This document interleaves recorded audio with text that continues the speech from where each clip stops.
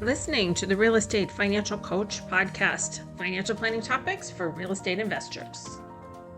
Welcome to the Real Estate Financial Coach podcast. I'm Cynthia Meyer with Real Estate Financial Coach, and I am here today with Daniel Johnson with Refocus Financial Planning. He's a short and midterm real estate investor and an excellent financial planner. We're so happy to have you on today, Daniel. How are you? Thanks, Cynthia. Yeah, absolutely. Glad to be here. A little bit about what's important to know about you. Yeah, I've been in financial planning for going on 10 years now.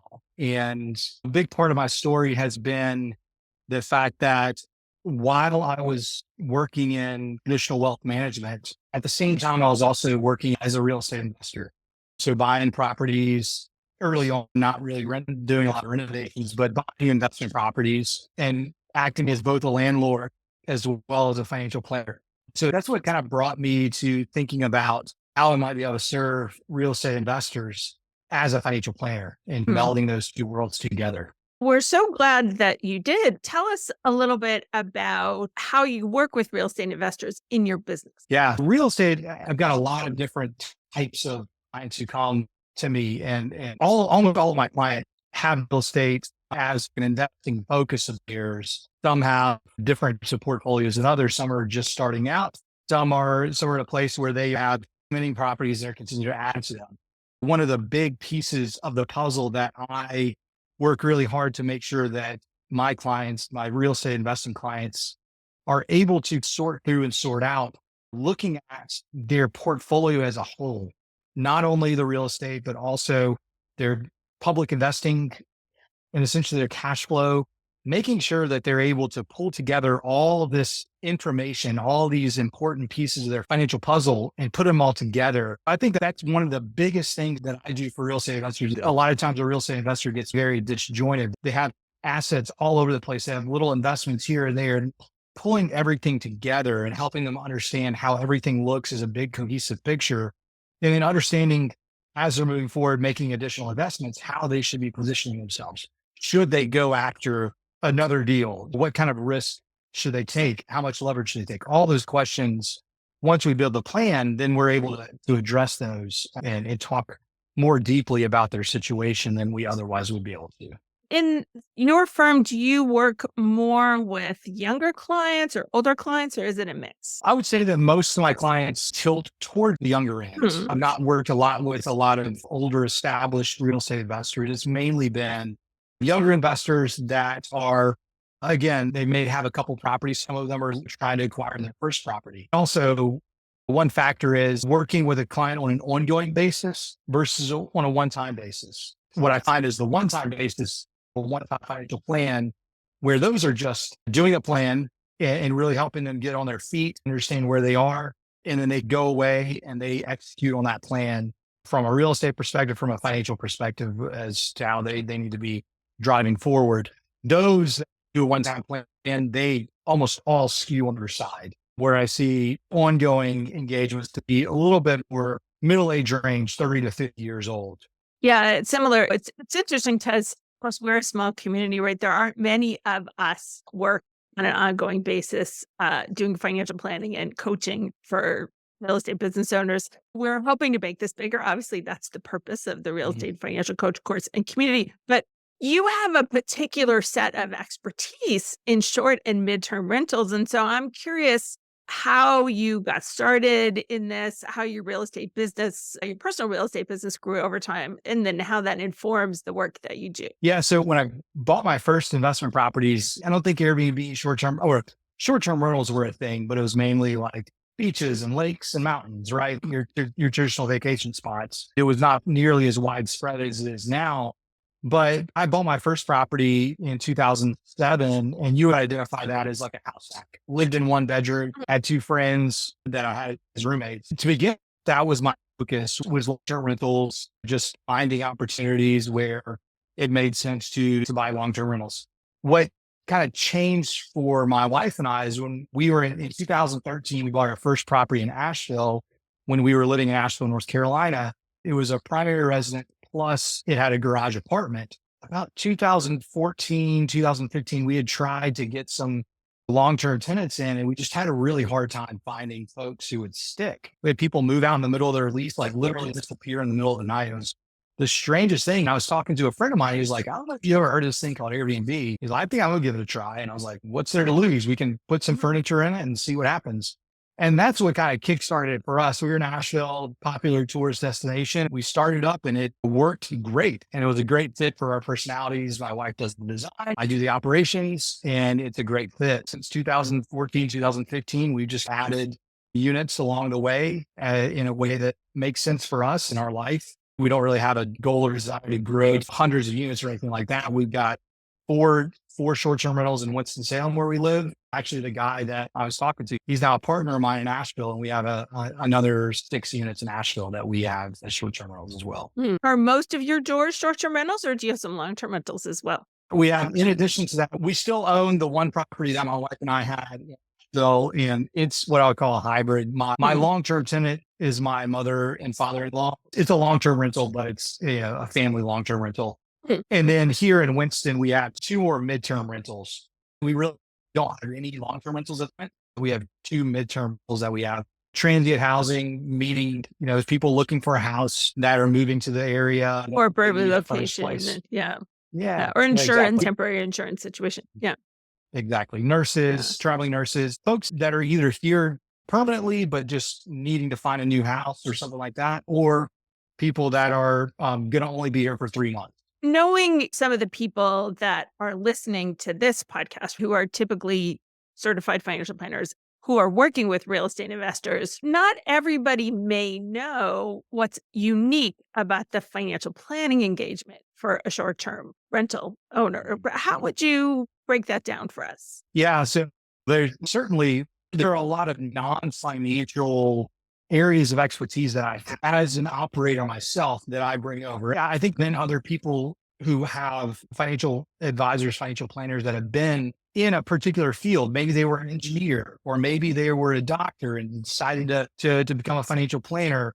They have particular, areas of expertise for that particular group of people that they serve. Obviously, that's one of the launching off points for folks that are building niches, are this idea that they have a deeper understanding about their client base. As a real estate investor myself, as a short-term rental investor myself, there's things on the operations side that if I have a client that comes to me and says, hey, look, I'm thinking about this house, and the house could be in Michigan or it could be in Dallas or wherever, and I may not be able to give them great insights onto whether it's a good investment or not, just because I'm like, hey, I have a local understanding. I will help with due diligence in the ways that I can. However, on the operations side, that is where someone who operates short-term rentals, I can add a lot of value and say, hey, look, here's the way that I would build my tech stack. Here's the way that I go into the business of running a short-term rental. In addition to that, there's obviously a lot of tax intricacies that can go into real estate in general, and then short-term rentals in particular. Being well-versed in a lot of that as well is pretty helpful. What would you say, Daniel, to the planner who is there? Let's say their client comes to them and there has been tremendous amount of interest in short-term rentals. And sometimes our clients are buying these without talking to us about them first, seeing whether it would necessarily be the best or highest and best use of that property. How would you encourage them to interact with their clients? Yeah. So I would say the first part is hopefully you can be having conversations with the client before they go. Like you said, sometimes a client goes ahead and buys. However, if you are having conversations with them before they buy, especially somebody thinking about looking at doing short-term rentals, what I'll say is there's been a massive transformation in this kind of small niche industry where a lot of capital has flown in or has come into this industry. Chasing returns without understanding how much hustle goes into being a short-term rental property owner. Yes, to some extent, there's a balancing act of the reason capital is flowing is because there's the opportunity to produce outsized returns in comparison to other alternatives. However, one thing that we need to know as financial planners, as people advising on capital decisions, is that what happens across the board is that rates of return cannot stay at that level and have massive cash flows into an asset class. Those rates of return will compress. They will come down. That doesn't necessarily mean it's a bad idea to do. However, if you were making a 20-25% cash on cash return 5 years ago, and you're trying to underwrite to that today, you probably want to back off of that under the assumption, want to be a little more conservative with that. And you may have been willing to put a lot of time and energy and effort into something that's going to return you 25% annually. However, what if that re-rates down to a 7 or a 10% annualized cash flow? Are you still willing to go and be like, literally last night, I got a message from a guest at one of my properties here in Winston, and they said, hey, the coffee pot is not working. They checked in yesterday. Coffee pot's not working at 8 o'clock at night. And so did they have coffee this morning? I'm curious. Yeah. So if you want to maintain your 5-star review, what do you have to do? You have to go to Walmart and buy a new coffee maker and deliver it. Or you can get creative. You can do Instacart. You can have Instacart delivered. However, you have to be on the line to make that happen. Do you and your wife manage all of your doors yourselves? Yeah. So the ones in Winston, it's 4 properties in Winston-Salem. We manage them ourselves. My wife stays home. So she takes a lot of the brunt of the turnover, making sure it appears the way that it should, making sure that it's clean and that all the linens and all the decorations, all that good stuff are at our standards. I handle a lot of just the operational side of things. Communications, for the most part, I take care of. So we have a delegation of duties, and it's fine with 4 properties. It's very manageable. But if you have more than that, then it becomes a much bigger deal. Good qualities in a short-term rental investor. Yeah. So good qualities for a short-term rental investor, you have to be okay with interacting with people on a continual basis. It's not for the highly introverted, in other words. Yes. You have to be okay with going over and above. Yeah. It is a hospitality business. You're not the Four Seasons, and nobody expects you to be the Four Seasons unless your properties are over and above and your brand is that. However, there is a reasonable expectation of timeliness in responding to messages. So if you're a really busy physician that's literally doing surgery every day and you're tied up in an operating room, good luck. If you're the one who's going to be responding to messages, good luck maintaining a good rating and making sure that your guests are happy, because things come up, things happen. And if you're in an operating room all day, you're not going to be able to execute on that. So you have to have some bit of flexibility in your work schedule. It'd probably be really hard to be like, I don't know, a general manager at a Target or Walmart and successfully run short-term rentals as well. But you have to have the flexibility in your job, or you're all full in doing this real estate thing. So some of our clients might be like driving towards that, but this is like the bridge that gets them there. As you're giving them advice around short-term rentals, that's one thing that you should make them aware of and say, hey, look, how much flexibility is your job? Are you going to get in trouble for cutting away for 30 minutes to go put out a fire at one of your properties? Just understanding what that dynamic looks like on your client's behalf. Yeah, I think that's really good guidance. I tell folks a lot, and I work more with long-term rental investors, but some people do have some short-term rentals in their portfolio. And I tell them it's a job, right? You can hire a property manager and delegate the day-to-day, if you will, tenant screening with a long-term portfolio. If you're going to use a property manager in a short-term rental, you tell me, but my experience is that could be 25 to 30% in fees to account for the property management and the cleaning, et cetera. And then you lose control of the guest experience. So there can be some benefits, but also some risks there. And it's not for everybody, right? As you mentioned, you have to like interacting with people, and you have to be flexible and willing to handle things that come up during the day. Yeah.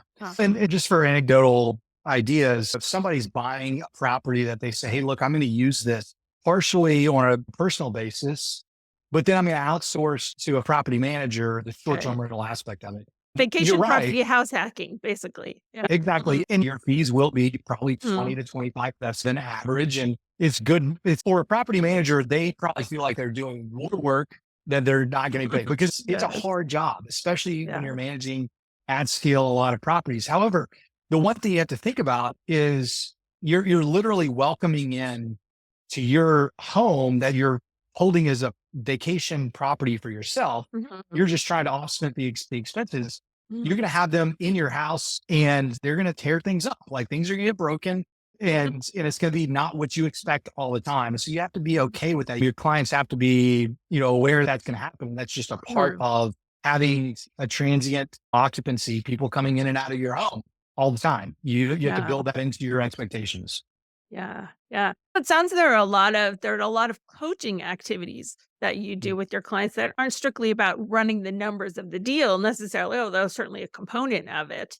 There's business coaching, right? How do you operate as a short-term rental owner?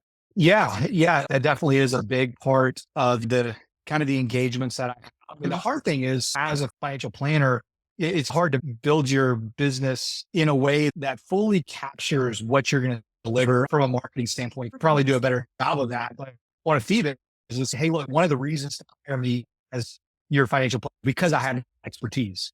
I do it personally on an ongoing You walk your basis, and, talk. and I'm Yeah. I'm able to share the things that I found work on my ends. For my wife and I running our business, there I'm able to share those with you. Doesn't cost anything extra. Hopefully, it's just like a cherry on top overall as an additional benefit of working with me. And I'm an open book. I share with people. I'll go into detail far as my strategy, what I look for in a property, how I want it to be located in the community, what the neighboring homes need to be looking, because there's a difference in plopping just a plain Jane 3-bedroom, 2-bath house in the middle of a suburban community, operating that as a short-term rental versus understanding who your buyer is, your end Mm, user, and why that's they're right. coming to Who's your your town. target guest? Yeah. Yeah. Because the travel experience I tell this to people all the time, the experience begins before you get in the car or on the plane, right? It begins when you book or even when you're perusing the website, so there's a whole element of marketing that happens to create anticipation.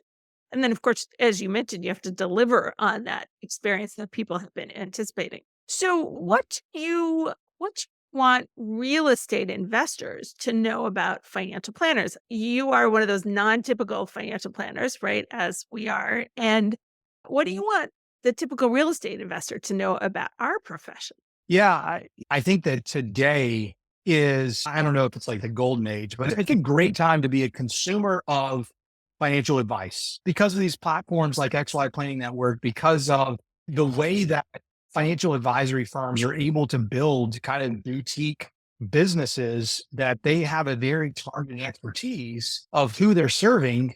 For a consumer, you really kind of your choice. I think we could still obviously use more advisors across the spectrum, but if you're a real estate oriented prospective client, there's a handful, probably upwards of 10 to 15 people that you could find that have different areas of expertise, that have a different understanding. Some that have worked in private placement investment banking and they really understand syndications, and then others they might have an experience in mobile home parks or self storage, or others entering long term rentals. It's having a financial planner that understands your business as a real estate investor is a pretty awesome thing. And sometimes you might not be able to find exactly the person you need, but on an overall basis, having somebody who's closely aligned with the way that you're moving as an Mm. investor, instead of just grabbing somebody from Merrill or Morgan Stanley or wherever that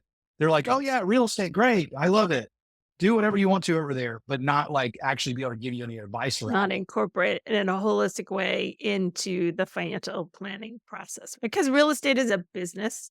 It doesn't matter how it's treated on your tax return. You still have to treat it operationally like a business. And we would never tell somebody who had, let's say they had 20 Dairy Queen franchises, right? We would never tell them, oh, you're overweight in a Dairy Queen. So Yeah. you need to Yeah. pull out of the Dairy Queens and put it in stocks, right? Yet have advisors have done that to real estate investors all the time and said, oh, you're overweighted in real estate. You need to put it in the market. And so being respectful of the real estate investor's chosen wealth creation tool, if you will.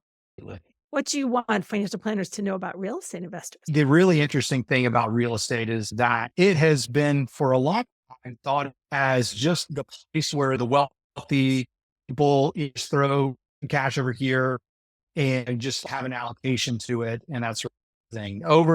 Obviously over the last probably 20 years, it's really matured, and folks that from much broader spectrums, whether it be an investor that is wanting to get out of their 9 to 5 and they want to become a full-time real estate investor, or just somebody who wants to buy a few homes that they will pay off over the next 30 years, that will become another piece, like a nest egg for them. Mm. all the way to people who are just professional investors that are raising capital, all that kind of stuff.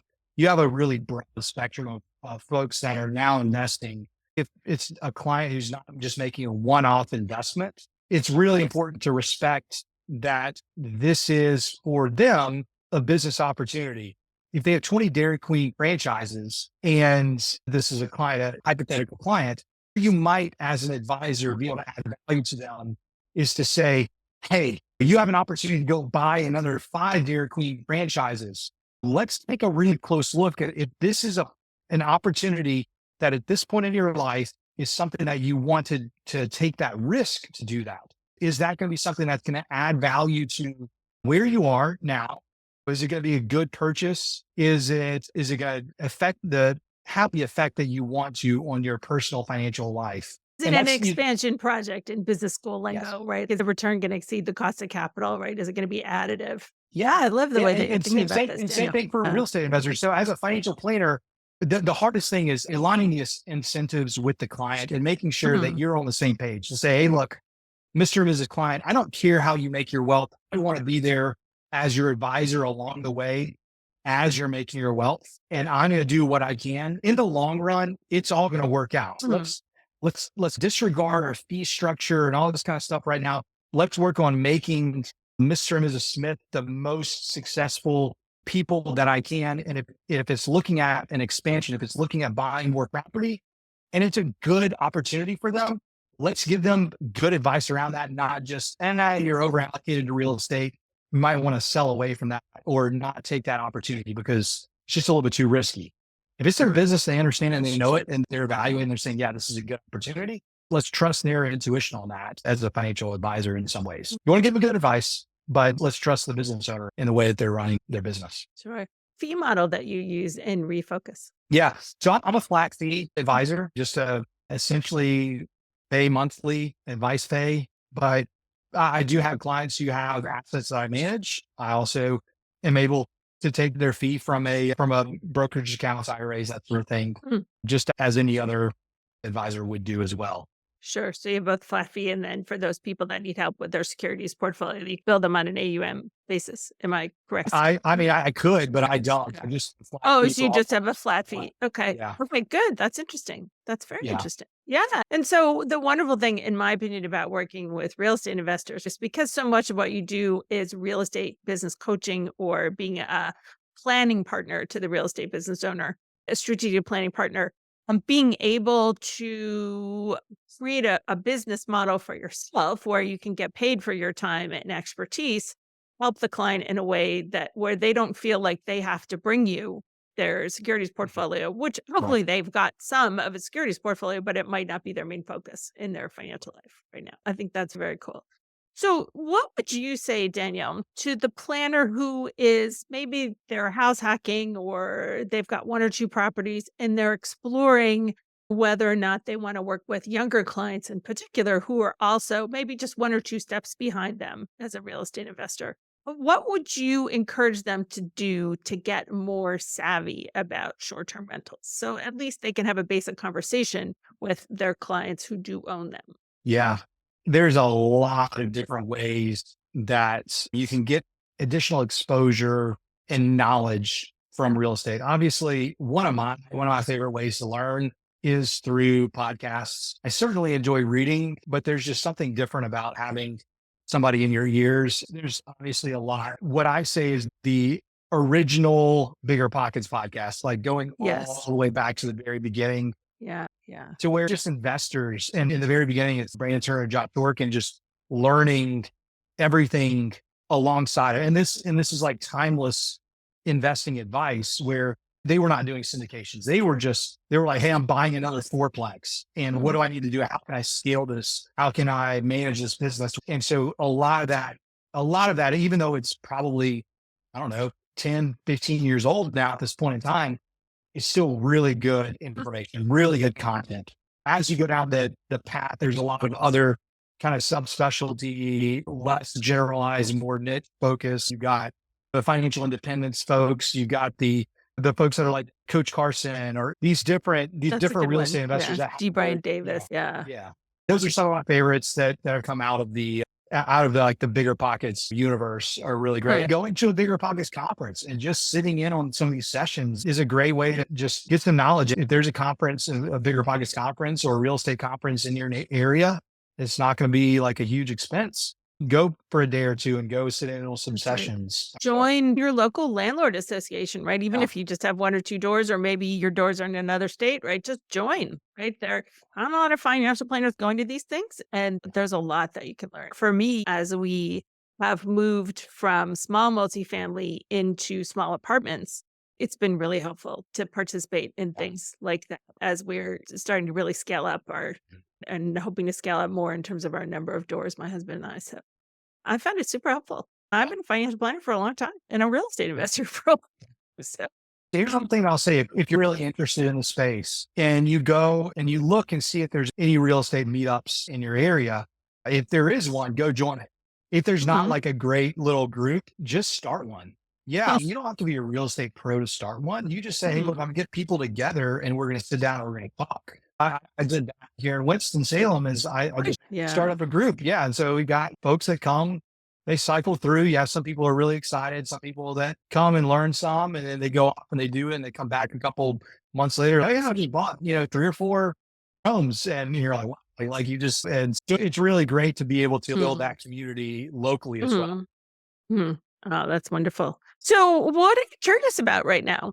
What am I curious about? I'm really curious to see how the short-term rental market evolves and starts to Yeah. look over the next couple of years, because what I'm seeing is one of our homes here in Winston, it's been going for probably the last 3 years, right after the Mhm. pandemic. And I'm starting to see a little bit of a tailing off. What I'm gonna have to do is I'm gonna have to go in, I'm gonna have to invest some money back into the property, do Mhm. some updates, get some new furnishing, get some new pictures. That's one of these surprisingly hard things for a lot of people about short-term rentals. They think it's just go buy some stuff, turn on the lights and let people in.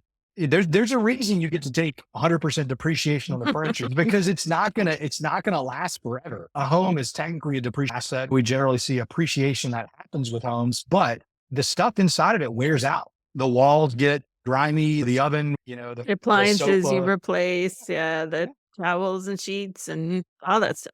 You got to stay on top of that. And so what I see is there's a lot of inventory out there that's not being kept up. And at some point in time, the cream is going to rise to the top as far as operators are concerned. There's going to be an operational advantage to continuing to stay on top of your properties and making sure that they operate at the very highest level. Yeah, yeah. I think that's a really good guidance. And I certainly have seen with clients all over the country, I've seen weakness in many areas Mhm. of the country, even for people who've been operating for it. They've had a short term rental, like in Arizona, for example, in Phoenix, they've had rentals for a long time and they've had to switch their focus from short term to long term, which I'm sure you do the same thing, right? The property should always be profitable as a long term rental before you would even consider it as a short term rental. Have you seen a lot of weakness in different parts of the country? Most of my exposure and knowledge is really around the Southeast. I'd say the Southeast has been fairly resilient up until this point. Year over year, our revenues are still up. They're That's good. still up maybe 5 to 10%. In the beginning of the year, they were probably up 20% over last year. But that's where you can see some of the desire and or capacity to have that discretionary expense is Mhm. probably starting to tail off a little bit. That's Yeah, why or the people they're going overseas, right? Maybe yeah, during yeah, COVID, they didn't wanna go too far. Now they're planning bigger exactly. vacations. They're going to Disneyland or whatever. Yeah. That's right. That's right. Yeah. It's definitely one of those things that I'm seeing a little bit of weakness. It'll be interesting to see if it's a little bit of like transient weakness that really a lot of the underperforming stock of short-term rentals eventually leaves the market and it Mhm. converts to long, maybe where it probably should be in the long term. If it's a home in a random neighborhood in a suburban environment, probably shouldn't be a short-term rental unless it has some kind of differentiator as to why it is and it's there. Maybe Mhm. it should be a long-term rental instead, or maybe a midterm rental. Mhm. Mhm. That's a good note for sure. Do you have any advice or guidance for the people who are going through the real estate financial coach program right now as to what they should be thinking about as they develop this component of their financial planning practice? Yeah. What I would say is I think it's really important to very clearly, and this is something that I could probably do a better job of, but very clearly define the service that you're going to provide Mhm. for the real estate investor. That can be comprehensive of the fee itself, the way that you're charging for it. However, it's really the service itself, whether it's included in everything that you do. Really be clear with clients, because the one thing that early on, I realized I'd taken clients that their expectation for me was that it was going to really just be a deal vetter for them, and really just say, hey, look, what do you think about this XYZ platform that is doing Right. Airbnb vacations or or something? Evolve Yeah. or Yeah. Yeah. we- The idea is that I was them, their real estate mhm. and that sort of thing. For some people, that might be like a great opportunity, because I think there's a business model If there they're for good people. at it, sure. Yeah. Yeah. If you're going to get excited to go and dig into a private placement memorandum and to look into things and give some guidance to an investor on that, you could probably get paid fairly well to do those reviews and look at that. For myself, that was not a good fit. That's not what I like to do. I like to get in the weeds with the planning side of things and to help on an operational basis for investors. So clearly defining what you're going to do for the clients, and hopefully encompassing and incorporating a lot of different things that other advisors, other planners are doing for their clients, and gathering in the ability to target potential clients in that way. Yeah, no, I totally agree with you. I mean, I have a very specific type of client that I serve in my practice. We can only serve so many people, right? This is a great Right. blue ocean of opportunity right now in terms of helping. And the more specific somebody can be with types of people they serve in the real estate investor community, there are all sorts of niche opportunities that, as far as I know, nobody has pursued them. Do you know anybody that specifically focuses on coaching folks with self storage properties, for Nope. example? Like, I would love to know somebody like that. If you're listening, and please email me.